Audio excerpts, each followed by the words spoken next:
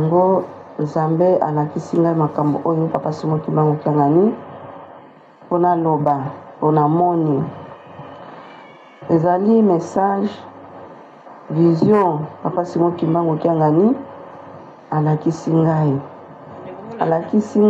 pona mama na biso mama Francisca Balenda mama na biso nga na yebi ete mais Nzambe papa Simon Kimbangu Kiangani ayebi sika nyonso bana na ye bazali aye ko revele ngai pona mama na biso mama Francisca Balenda na tina nini na makambo oyo ezali koleka o ozali komona ezali nguya Nzambe ezo manifeste na mokili mobimba ngai nalalaki nde nalalaki naye komona mama moko auti na likolo akiti na se ndenge akitaki na se monoko ya kofungwama papa Simon Kimbangu Kiangani atuni ngai omoni mama oyo ndenge akiti na monoko efungwami na répondre papa na moni ayebisi ngai oyebi ye nalobi papa nayebi ye te ayebisi ngai azali angel ndenge ayebisi nga bongo papa Simon Kimbangu Kiangani alobi omoni kaka ndenge akiti bongo na monoko ya kofungwama mutu moko te okangai monoko azali te pona nini tango ekoki ngai Nzambe na manifeste kanda na ngai ata bato bakosilika bakoloba bakokangai monoko te papa Simon Kimbangu Kiangani azoloba makambo wana alobi lisusu bongo boye ndenge omoni ebongo ezali bitumba oyo ezala deja na likolo mama oyo omoni ye azali ange abunda na satan kuna na likolo ndenge abunda na satan kuna na likolo na lelo boye kanda ezali kaka mpona nini ye akosukisa satan otala mabota bamoya awa koluka ngai Nzambe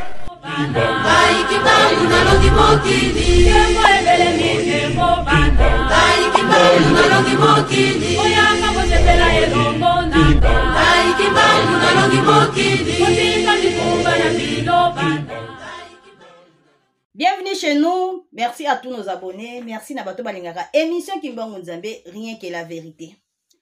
Voilà bande konangai lelo pe na ye kaka kosala émission kosala musala nanga kaka ndenge boyebeli ndenge na yela kabino basango ya kitoko ba émission Kimbangu Nzambe. Awa epa na ngai émission Kimbangu Nzambe rien que la vérité. Biso tolobaka vérité to bukaka lokuta te. S'abonner, maximiser, liker, commenter, partager émission. C'est très important. Bandeko, émission Kimbangu Nzambe rien que la vérité. Awa lokute le kakate. Pe awa hypocrisie et le kakate. Awa sembla et le kakate. Donc c'est ça. Lelo de bandeko na ngai nga na sala ba émission na yaka na ba révélation ya batu mais ngai pe lelo na tshela bino révélation ba uti ko soelanga.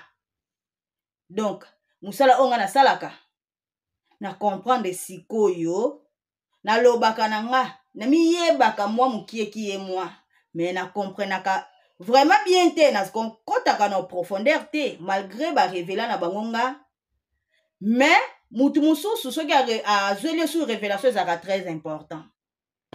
na lobaki na kobomba yango te na kotia bandeko bolandaka nga boyoka révélation oyo bazweli ngai donc bopusa bakiti bozwa temps ya kolanda bozwa pe temps ya kopartager boyoka révélation mama na biso azweli avandi na Angola donc natia sikoyo révélation yango bolanda pena na bokebi nyonso bandeko Na kombo ya tata mwana tata Molimo Santo. Ngai nazali mondimi na kati ya lingomba ya Eglise Kimbangiste. Likambo ezali po nakomisa yango na mato ya bato mpona mokili mobimba mpona koyoka message oyo esengeli naloba mpona nini papa Simon Kimbangu Kyangani azosala mosala na ye alingi lisusu te. Yango Nzambe alakisi ngai makambo oyo papa Simon Kimbangu Kyangani mpona loba mpona moni. Ezali message vision papa Simon Kimbangu Kyangani alakisi ngai. Alakisi nga mpona mama na biso mama Francisca Balenda. Mama na biso nga nayebi ye te. Me Nzambe papa Simon Kimbangu Kyangani ayebi sika nyonso bana na ye bazali. Aye korevele ngai mpona mama na biso mama Francisca Balenda na tina nini na makambo oyo ezali koleka o ozali komona. Ezali nguya Nzambe ezo manifeste na mokili mobimba. Ngai nalalaki nde nalalaki naye komona mama moko auti na likolo akiti na se. Ndenge akitaki na se monoko ya kofungwama. Papa Simon Kimbangu Kyangani atuni ngai, omoni mama oyo ndenge akiti na monoko efungwami? Na répondre papa na moni. Ayebisi ngai oyebi ye? Nalubi papa nayebi ye te. Ayebisi ngai azali angelo. Ndenge ayebisi nga bongo papa Simon Kimbangu Kyangani alobi omoni kaka ndenge akiti bongo na monoko ya kofungwama. Mutu moko te okangai monoko azali te. Pona nini tango ekoki ngai Nzambe na manifeste kanda na ngai. Ata bato bakosilika bakoloba bakokangai monoko te. Papa Simon Kimbangu Kyangani azoloba makambo wana alobi lisusu bongo boye. Ndenge omoni ebongo ezali bitumba oyo ezala deja na likolo. Mama oyo omoni ye azali ange abunda na Satan kuna na likolo. Ndenge abunda na Satan kuna na likolo na lelo boye kanda ezali kaka mpona nini ye akosukisa Satan. Ezali ya kokanga Satan. Wana papa Simon Kimbangu Kyangani azoloba bongo nga nazoyoka. Yango papa Simon alobi mokili bazo comprendre te bazososola te. Nyonso oyo bazali koyoka bali kofinga bali koloba makambo ezanga tina zoka eza bonzambe emanifeste na mokili mobimba po bato balamuka. Tango papa Simon alobi boye ayebisi nga azwi ngai su ba exemple mosusu alobi tango papa Simon Kimbangu Kyangani ayaki koloba pa Noe mbula ekobeta bobongama. Noe alobaki makambo wana bato bandimaki na bango te. Me na suka nini yaki kosalima bato bakufaki. Papa Simon Kimbangu Kyangani susu alobi lingomba ya Kimbangiste euta na likolo ekita na se. Ekita na se kasi ndenge ekita na se kaka moto moko amona Yohane amona bato nyonso te oyo bazali na grâce bamona te kaka moto moko amona me ekomami nango na bible me soki aloba bato mosusu mpe balinga nano bandima mpe te balinga bafinga baloba zoka nzambe aponani ka moto moko mpo acomprendre basekele mosusu ya nzambe yango lisusu tokomi na 4e génération papa Simon Kimbangu alobi tokomi na ntango ya suka nzambe azosala mosala yango ndenge bitumba ezalaki na likolo kita na se ndenge bozomona mama na biso mama Francisca Balenga bandenge papa Simon alobaki mutu moko te okange monoko azali te ndenge bozomona ye bongo mutu te oyo aza na nguya ya nzambe mpo akangise monoko azali te azosala mosala oyo tata apesa ye eza mosala oyo uta na likolo yango tozali komona ndenge makambo lelo ekomi kasi nano bato nano bacomprendre vraiment te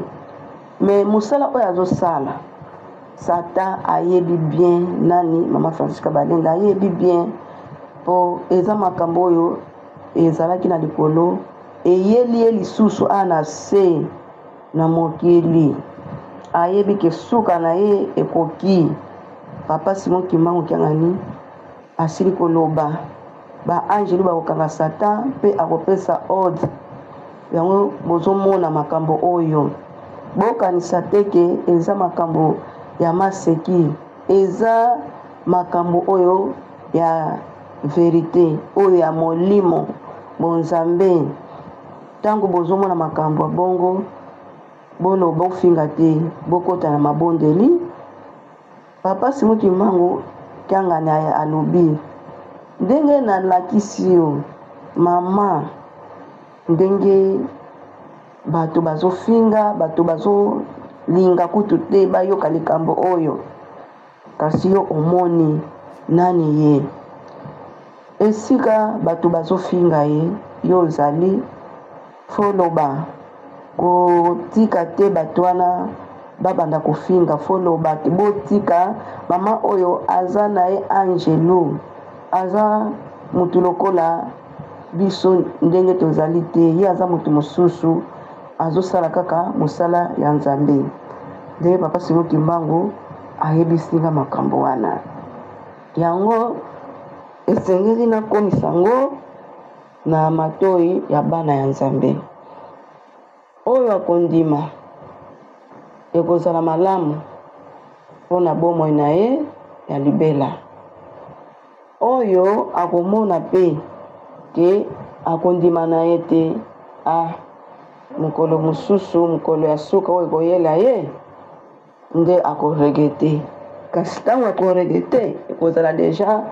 c'est trop tard ekozonga lisusu te mpo nzambe azosala mosala na ye na ntango oyo yango message oyo nzambe arevele ngai esengelaki nakomisa yango na bato oyo bozondima te bozofinga botika kofinga mpo eza nguya ya nzambe ezosala na mokili mpo bana nzambe bazwa kimia soki nzambe amanifeste kanda na ye te bana nzambe mpe bakomona kaka pasi kaka eyo nyonso yango esengaki kaka naloba na banza awa nasilisi na nkombo ya tata mwana tata molimo santo amen amen. Merci beaucoup na bato balandi en tout cas audio oyo nazumi nango mwa quelques jours natiaka nango te et puis bango bazwa numéro nanga na page na ngai bandeko namoni mutu akomeli nga eza na pasteur na biso moko na Angola kuna akomelaki ngai bisinga mama na biso moko awa azweli yo révélation moko ya malamu makasi eleka nango mpe ça fait déjà ayebisa yango banda nazalaki na Luanda ça fait déjà 1 mois leka nango mpe nabi tata azwa lokumu so eza malamu akumisama eleka nango ti kaka kala te awa namoni mutuka na page na nga mutu akomeli nga mama naza na besoin numéro na yo po napesa mutu moko aza nazwelaki yo révélation ka bi problème te na tindi numéro na nga mon pe ba komeli nga na WhatsApp na nga alobaki yango na portugais po yaza na Angola alobaki portugais na portugais nga pe na yoki na kumisi nzambe na bi likambo oyo na yizwa de révélation ya boye na 3e génération na tango nkolo Yesu na swana kama makasi na bimisa trouble taba ndoko tia nkolo Yesu nekuluzu nga nazalaka na mimoni na révélation na nga bazwanga kutu tema na ndoko yoka te bazwanga batingola libulu bakundanga mais na kati ya libulu nde ndo mona na révélation naza na kati ya libulu mais nazo pema na vana na kutu kimia eloko komelanga te mais après batu moko baye bafungoli libulu bima babimisi nga wana nazo na révélation na tango nkolo ti babaka nkolo Yesu nekuluzu nazo mona ti babaki nkolo Yesu nekuluzu nga nazali wana nenga na yebi mais oyo tana yeko yoka boye na comprendre likambo do nazo ngo na révélation mais nazo ngona bandenge mususu do batani nyonso nga nazalaka nasalaka pe ka boye nde nazo sala batu bazo comprendre nga te batu bazo mona ke nga nazo finga nga nazo kabola nzoka ne nga pe na osala ka rôle na nga eza kanda nzambe za ko manifester kati na nga ye moko alobi na mama pesi révélation ba angelu ba kokanga satana ngai donc nazalaka déjà boye depuis likolo nazalaki déjà kana kanda ya satana yango tango na ye tango mission na nga tango ekoki esala kanda on nazalaki nango likolo ebandi ko se manifester nga po na nga kuna nga na tia yango te mais tellement que batu bazoloba mingi et puis pe azalaki na atindela nga ya portugais mais ndeka kati na ngai lobelaka nga nde na ebisa bino emoso na vandi na yoka kapena bazoloba na nga ke asala yango na lingala na bengi ekuta bilingala ngo mobulu na bibundana kaka ayo kosala ngo pe bien na lingala ya portugais nango pe za nango audio oyo ayo kosala audio ngo na lingala pona na panza pepa ya batu na sala émission boye na expliquer yango wana bandeko bino moko boyoki jamais ngande naza boye naza nanu jeune na mwana na pena mwana naza muto oyo nakoluka vie nanga mais naluka vie nanga te na osala musala nzambe po bango nde bapesi nga yango na osala musala onga na osala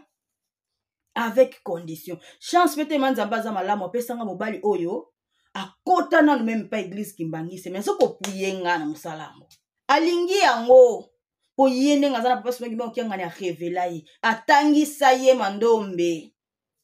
akota kimbangise te me ayebi mandombe ana grâce wana donc ayebi kie papa soki okianga ni donc tango nga na mataka mafuta esalaka ye bien apuyaka nga uzoma donc nzambe azaka nzambe asailanga grâce na côté wana et puis apesanga pe papa botinga papa moko donc azoko puyenga na musalango donc yango naza kimia donc mutu musoko po soki ezaki papa nanga akoma ko déranger nga nango yenge sala troublenga mais apesanga tata ope ayebi pe a révéler ye musala nanga ona sala mission nanga o apuyaka nga uzoma donc yango na mona ke na mona ka mutu ako déranger nga te même nende nazabu atata nanga soki a déranger nga likambo en tout cas na oche musika ata mabali nanga soki a déranger nga na oche musika mais te manzamba za bolingo atikanga kutanisanga na bato basoko pesanga maboko boko yeba na bino te et puis nga peta na bandaki musala oyo soki na bandi ko sala émission na bandi ko tomboka soki na sisi fona banda kolela na komi boye ndenge nini mais qu'est-ce qui se passe babilo musuna kuma obimisa na nda obimisa ote kana nda oloba te mais na kuma oloba na koma kolwa pona nini kanda nzambe za ko manifester na esaki bino makambo na kati ya nkambe ko bima te pona ezali Jérusalem mboka ya kimia mboka ya bolingo mais makambo yo na kati ya nkamba ekobima te ekobima kaka libanda yango na ngata ngba pesanga musala o ba bisanga te na benga bato na ba privé na loba na bango na koloba na TV na koloba na télé boye ndenge kaka nzambe ko conduire nga ndenge na kosalela bomonde na zabwe o eze bandi makambo eza ebele ngana ebandeli na boyaka papa kisoloke na binanga loba na boyi ngabite nga makambo na loba na ngate na boya nazotambola nzela nayoka voix papa zo loba tellement que na boyaki na bandi siko kolanda siko nkamba na olanda direct dimanche na zolanda na nkamba nalobela kutu de alikambo papa Simon Kimbangu kiangani asengi verset apesi verset biblique pasteur aya kolimbola etango pasteur alimboli verset biblique ninga na bipela mateya o ngande bazoteya taka nga na vandi musika na olanda kaka me na bimateya o eza ngai soki nzambe apesi yo musala ezala ekoningisa mokili mobimba yo isifi loba po olongwa na problème na nzambe na kokate na fukama na bandi kolela ndo senga pa kisolokele limbisanga papa pardon papa limbisa na bandi kosenga pardon etango kana bande kosenga ba pardon nguya mususu elatinga esprit mususu elatinga na bandi ko attaquer alors nga lo bango lelo mi ba comprendre bango te mi ba ko finga alors nga pende na zabwe nana nga na besoin te ke batu nyonso bazala ponga batu nyonso bandimelanga nana nga na besoin wana te oyo ya nzambe oyo azwa appel ya nzambe oyo akomama kondimelanga me oyo aza na ye ya nzambe te ondimelanga te akobundisa nga akobando finga nga akobando kosala ba émission abando tomboka abando lakelanga mabe andoloba nyonso siko nga mo etala nango nga bona otelaka musala bapesi nga nasalaka mission na nga nosalaka mission na nga wana siko etala nga te mpona moi nabenga bango babebe spirituel bayebi eloko te so nga naosala oyo nzambe apesi nga naoyokela bato ya mokili naobanga kofinga na bango naobanga bilakeli na bango naobanga kokanela oyo baza kokanelanga naobanga yango te mpona nini mpona aza na mission na mission nzambe aza na ange akanda tala siko ange akanda donc makambo nasala na banda yango depuis likolo satan ayebi nga yango bomonaka ke nabangaka mutu te nabanga molaya mutu te monene ya mutu te nabangaka te donc soki ozobundisa kaka papa Simon Kimbangu kianga nizali molimo mosantu okomi mukie epa na nga donc ata oza ndenge ata bato babanga kopa na nga siko na olakisa bango ke oza un bon na rien ozomona nzambe aza na bandenge na ye asalela makambo na ye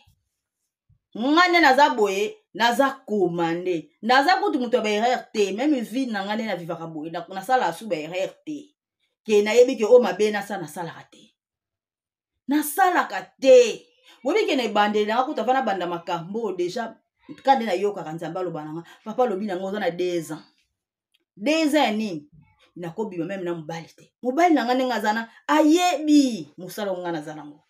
toke déjà une année déjà tokende déjà une année déjà je crois ekoki déjà nana 2 ans nakolela même pas na mobali navanzi natosi nazosala mosala tata pe makambo nyonso ebanda kotungisa ngai donc bitumba na ngai moko sikoyo akanga ba porte nyonso mpo nazala na kimia nazala na focaliser na mosala na ye lipamboli apesi eloko ekanga ngai eza te eloko ederange nga eza te oyo eza o mikakatano ye moko aki kobongisa yango abongisi ye moko abongisela nga mambo nyonso epuis aza kopromete nga de makambo na ngai ya bien ezoya alo yo ti ozolakela nga ozozwa na yo ozosala na perte ya pamba epuis ekofrene nde yo moko ti ozofinga nga ozosala perte ya pamba okomitianoka na pasi kaka yo moko mpo oyebi na yo te oyebi na yo te oyebi te nga naza la voix de Dieu voix ya nzambe ngai oyo eza ebandeli bomona oyo eza nano ebandeli nano abandi mpenza mosala te eza nano ebandeli mosala eza na ngai ya makasi mokili mobimba bakoyina nga mibala na nzambe baoyo baponama bakoyina nga te bakokomprendre kaka kati na bango ke mama oyo makambo azoloba eza important bakokomprendre ke mama oyo ana eloko mwa malamu kati na ye mingi bapesi nga bakombo mingi bapesi nga bakombo mingi donc mingi bazali koloba ndenge na bango mais moi je m'en fous de ça naolanda kaka ndenge ekolo azogidenga naolanda kaka ndenge ye moko tata azokotambwisa nga isifi ata mokili eyininga me na nzambe naza na problème te ntango tolobaka topesa tata maboko bokanisaka yango kaka ezaka keke koyembela ye kopepa kosala ntintsani kokumisa ye koadore aza na makambo ebele oyo mpena satana aza na fo pesa ye maboko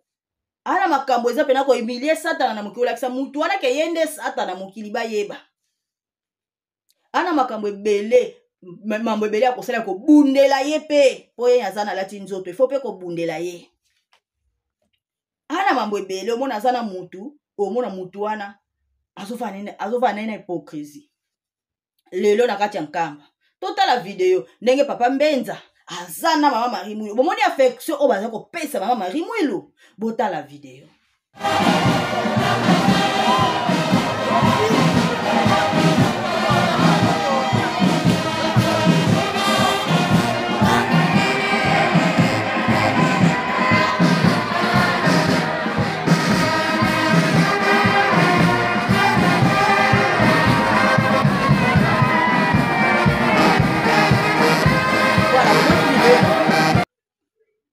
Bomoni video ndenge papa Mbenza alakisa affection bolingo oyo bazali kopesa mama Marie Mwilu bolingo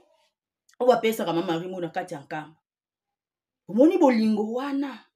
sikoyo mama Marie Mwilu fale azongisela bango yango me mama Marie Mwilu azali mbeli ya mino mibale bozomona aza mbeli sikoyo naloba te ngai eza role na ngai eza mosala na nga awa nakobuka lokuta te mpona koza na problème na bondelaka nayebisaka Nzambe nasala erreur oyo bakoko na biso akala basala te opesi ye mosala suka abebisi ale alongi te nga nasala kaka oyo bino bolingi te nasala te nalelaka mpo na likambo wana mikolo nyonso nalelaka nakotisama na pasi te me nasalaka oyo bino bolingi yango mpe nga nasalaka nakobomba likambo te po aza mama mwana ya papa Diangenda ke ata azosala mabe moko boye na bomba te soki kobomba ende papa Diangenda nga révéler nga vie na ete vraie vie en réalité oyo ebombama baje wana elekaka na kati oyo asalaka eloko ozosala nga mwa mokie naloba yango te ya po abotama na papa Simoki mba mokie yangani otala ke na bonzoto boye aza yaya moko esala nga mwa mawa na bimisa mpo eza soni mpona nini pe po malgré aza na ye hypocrite mais azalaka pe na nkamba malgré aza hypocrite azalaka na nkamba moko esala nga mwa soni meme koloba ngo soni mpona koloba nga naloba na nga sikoyo nayokaka mwa soni wana valeur oyo aza nango akosala babiloko mosusu asala te mais tellement que 26 ezali Sodome et Gomorrhe omona babe mosusu oyo biso bino moko bozoteya biso mimona bino moko bozosala mpona nini eza eloko moko na kati wana eza somme eza grave nazoloba ngo te mpo nazotala kaka mawa kaka mais boyebaka ngo mama Marie Mwilu azali mbeli ya mino mibale bolingo oyo bapesaka ye na nkamba batikela ye na bahonneur bapesaka ye bahonneur ya makasi amonaka na yango te ye amonaka baarma na ye na bosani koloba likambo eyaki nga lobi ntango ngai nabandaki kosala baémission na bandi siko na ebandeli nazwi révélation nanu na batata misato na banzoto oyo bango balata nazwa révélation ya papa. Première révélation nazwaka ya papa Kisolokele mukolo ya kufa na ye nde asala réincarnation na nzoto ya papa Zako ti bato bafingaka batolaka boyebi nde te bandeko place nde pasi na bino eza yango wana bomitiaka na pasi ya pamba boyebi te me aloba ye moko na nzembo na ye amibimisa deja kiyeye akozala ndenge nini akoya na basoda na ye sanza mitano bokoya sanza mitano bokoganga me yango bozomona ti mutu asali mabe balongolela lingomba sanza mitano bokoya sanza mitano bokoganga me yango oyo kanda ezali komanifeste nakoya na basoda na ngai nakoya na fimbu ya libende nzambe na basoda na ye nani atie basoda nani azalaka tambolaka na bino bomonaka te nzembo wana elobaka epai ya papa Zako me boyebaka te ngai nazwa révélation wana ntango nga nazwi révélation wana na biya nazwi révélation batata nyonso banzoto balata papa José Diangenda kutu bavandisa ti bato balobaka papa José Diangenda aza baki solike na kamwaka epuis mpe na nkamba baloba yango avant papa José Diangenda atika biso banonse ntango bapesaki mosala ya mémorial balobaka yango bolanda boluka ba image wana balobi bien pasteur ceux qui azoloba pasteur na biso de la ville ceux qui azokoloba c'est que eza makambo oyo papa Simon Kimbangu Kiangani tindi ye aloba avant atika nzoto balingaki mokili eyeba ki ye papa José Diangenda ba présenter bango mibale na tiela bilo mwa parti yango bolanda na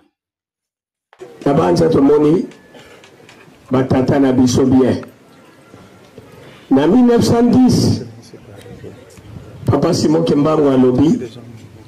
akobota maka na 1918. Oya bota maka na 1918 nani Oyo kani biente. Oya bota maka na 1918 nani Papa Diangenda kuntube bofongo la meso awa tomoni Papa Simon Kimbangu bango nenenye donc ndenge batelemi wana 1887 na 1918 bongo te bomoni banosaki yango deja na kati ya nkamba siko biso tolanda nkamba biso toyokaka nkamba mais comment batu balobaka ke papa Kisolokele c'est papa Diangenda omoni ke quelle erreur ce que bino boyokela nkamba te ce que botosa nkamba te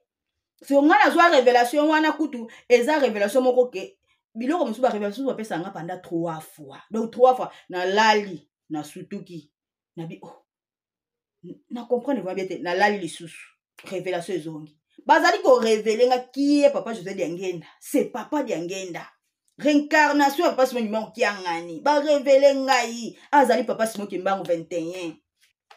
na yebisaka bino a mais tango na nosaki makambo wana ezalaki commandé babina nga tango ekoki na loba na mokili yango wana na loba makambo wana qui est papa Kisolokele en réalité na lobi papa Zako qui est papa de Lungana en réalité c'est papa Mbenza bolimbisa c'est papa Mbenza Songi Anzila papa de Lungana Fumu Yisu qui est papa Diangenda c'est papa José Diangenda réincarnation pas Simon Kimbangu Kiangani ye wana 21 tango ba révéler nga on a annoncé na annoncé likambo tango na annoncé ki likambo oyo jeune garçon abador sala ba émission comme on a Chico na bomba na kombote na loba pona ona loba eza likambo vérité boko benga ebotuna e Chico asala ba émission alobelaka mingi makambo peka ya nkamba makambo ba koko na biso ba grotte ye alobaka ka ba grotte mingi ye ayeko biebisanga poto na bango na Luanda kuna na kenda peda na ndako na ye tala kenda na ndako na ye ayebisinga oh tana zaki na nkamba na avril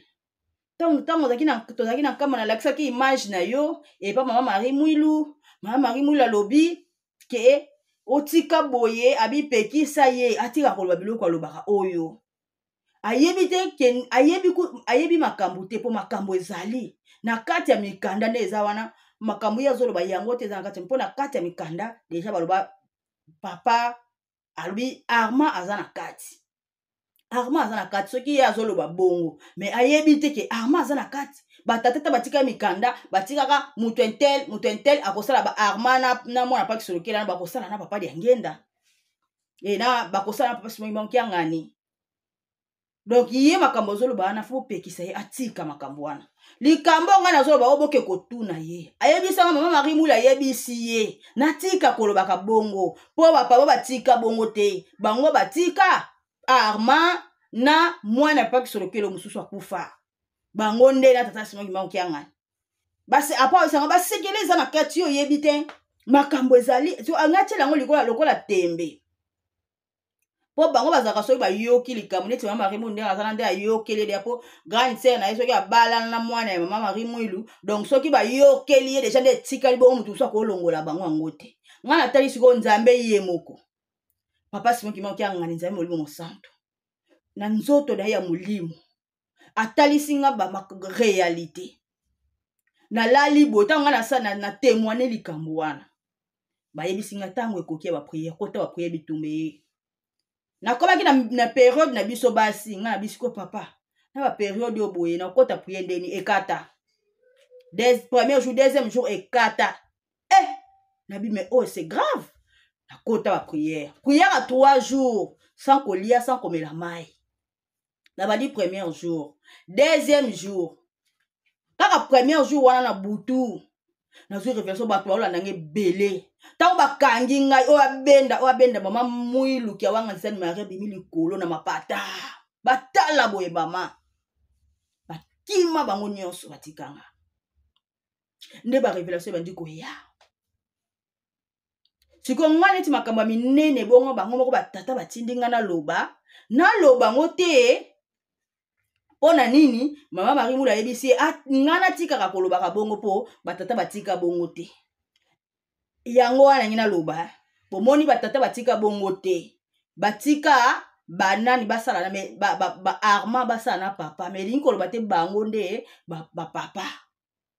Elingi koloba te ke bango nde ba arma na mwana paki solokele wana bango nde ba papa. Ke moko mwana paki solokele ne paki solokele nde armande papa de ngenda so pasi mo kimbango kiangani. Non, bango batika bango po famille libota. Batala ki libota ngo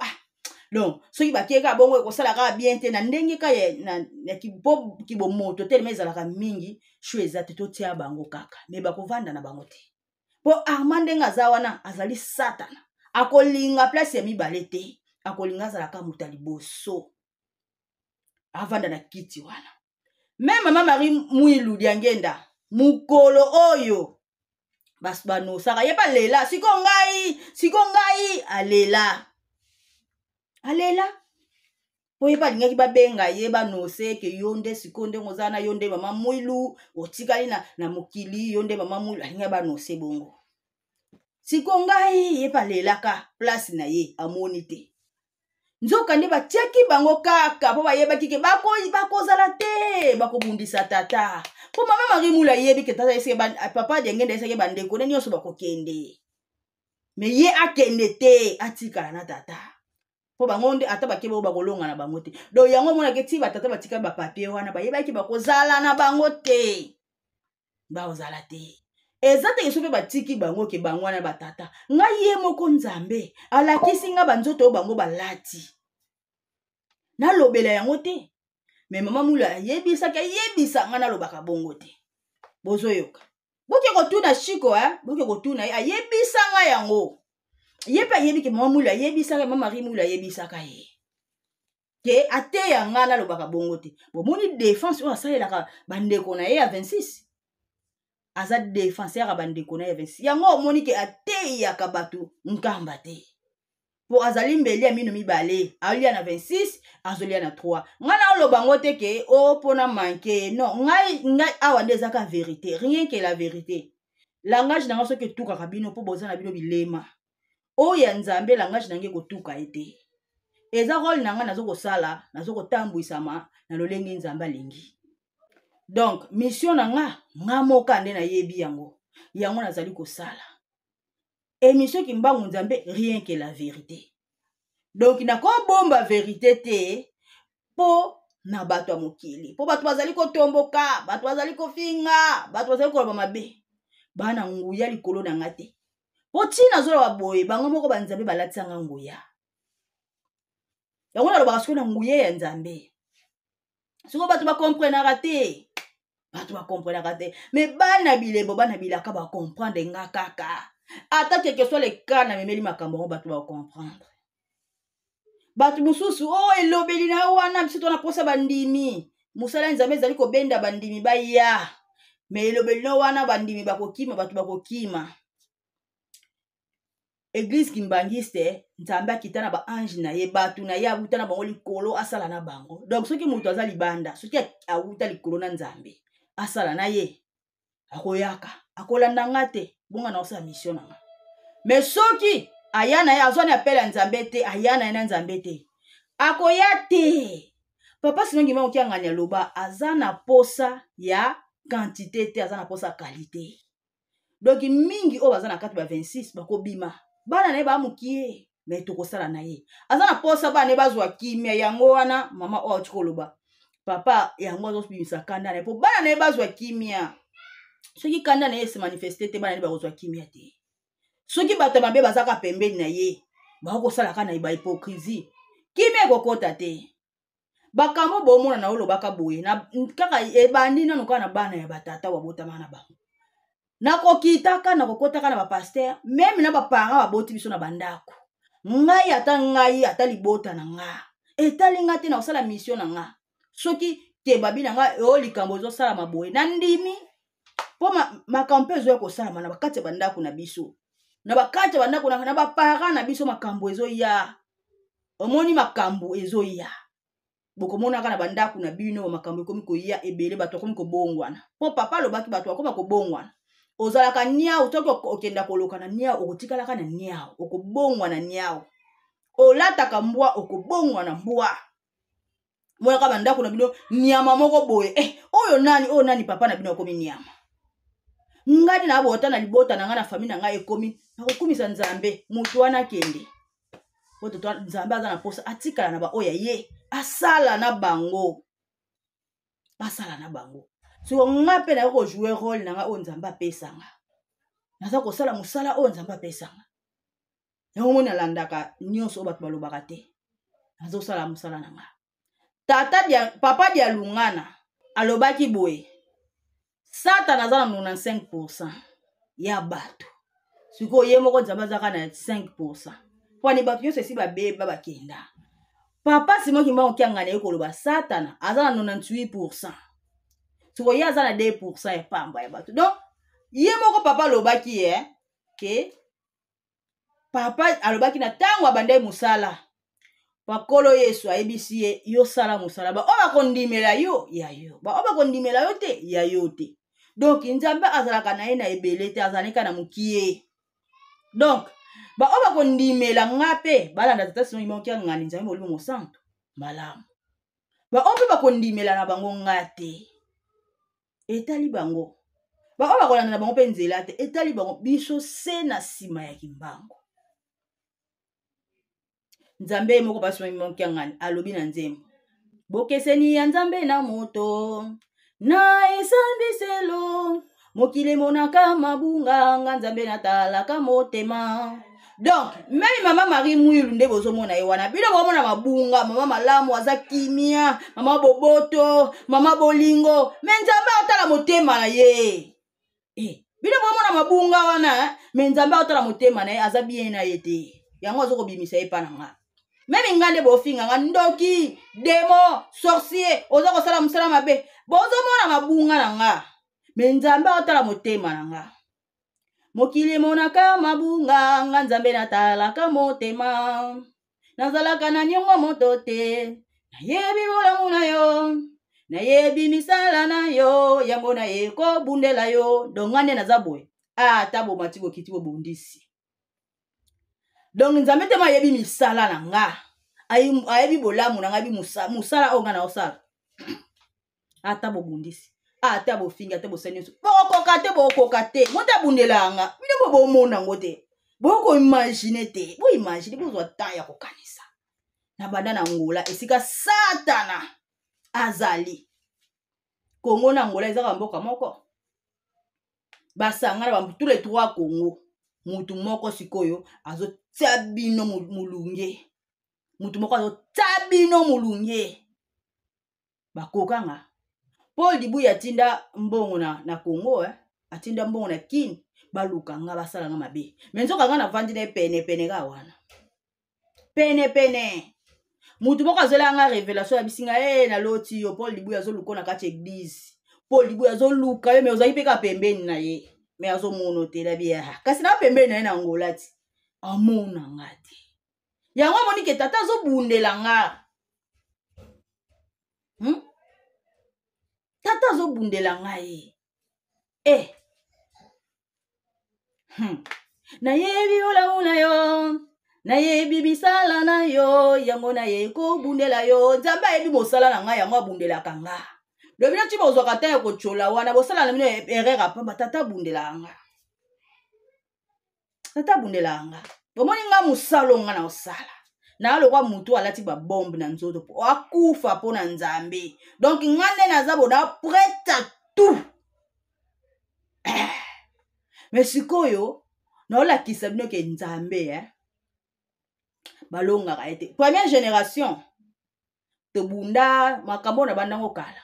mais tellement ke nzambe abindi asala mamu na ye omonaka ntango wana bakotika wana nu na okufi na likambo na ye okelola moto okufi na likambo ya nzambe okelola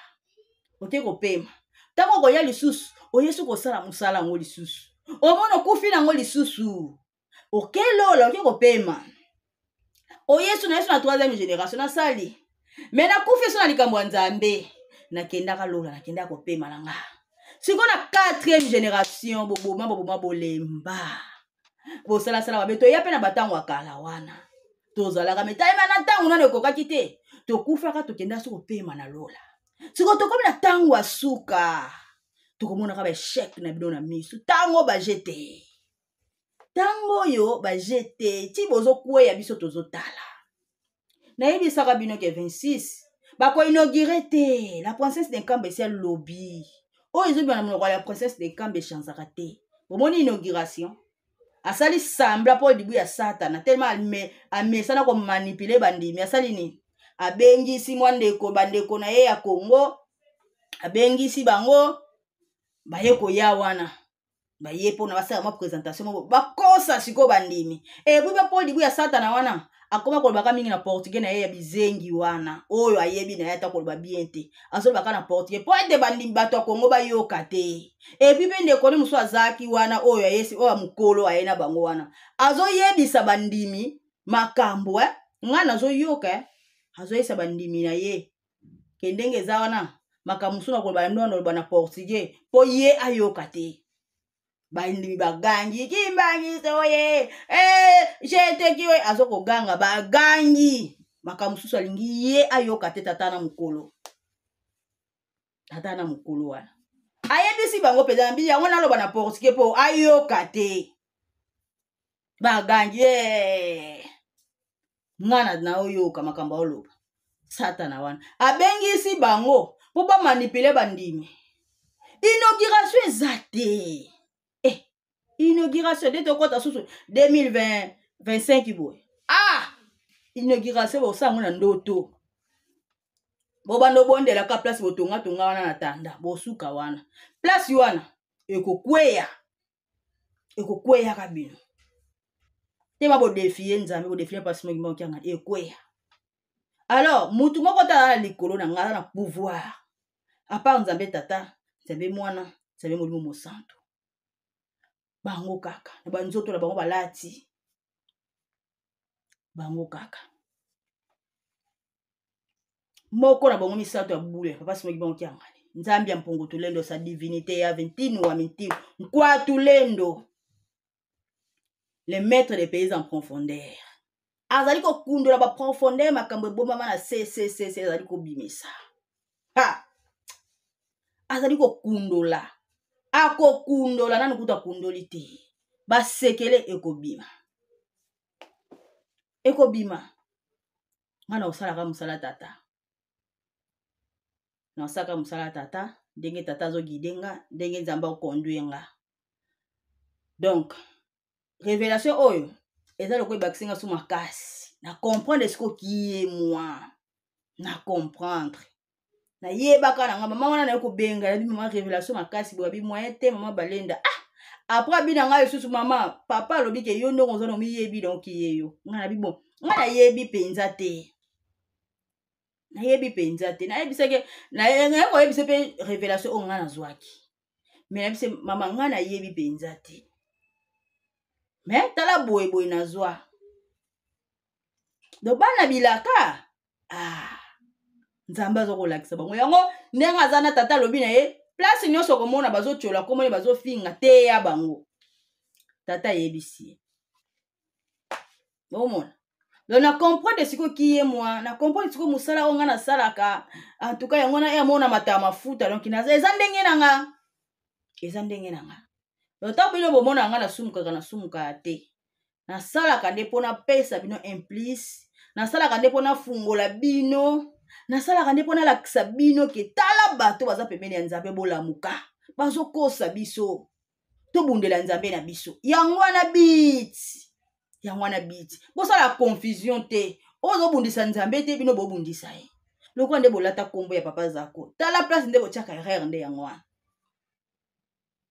po défenseur a liboso banda kodéfendre papa zako eza kodéfendre papa songi ma okianga eza papa zako aloba yango boye asala ba émission aloba ateya batu aloba bobanga ye aza lokola biso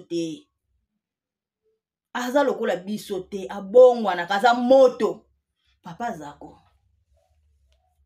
bozomona papa zako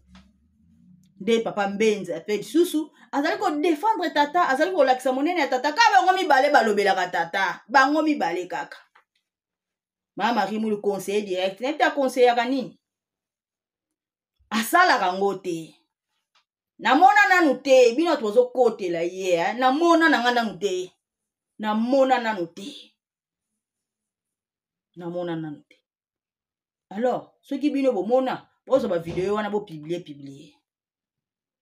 soki akote bino ka te bolingo mibeko misala ou bien mateya obote ya kabate ya kamne est-ce que bosalela ka yango place wana ka ya kangama mais ala sene ngone na passe mingi bon kyangani te akote bino ki passe mingi bon kyangani te akolobela bino te akoyebisa bino te kazali nzambe bato 26 baza lokola bato bangunza tozalaka na nzambe tovandaka na nzambe azala kati na biso omoni kati na biso mais eno balobaka aza na nkamba Nouvelle Jérusalem papa simoki ma okiangani tozana ye nzambe kati na bato bakoloba ngo te bakoloba te mama Marie Moulu pe na yoka nanu te alors so nga nazoya kolamusa bino boyela nga ba midi 14h te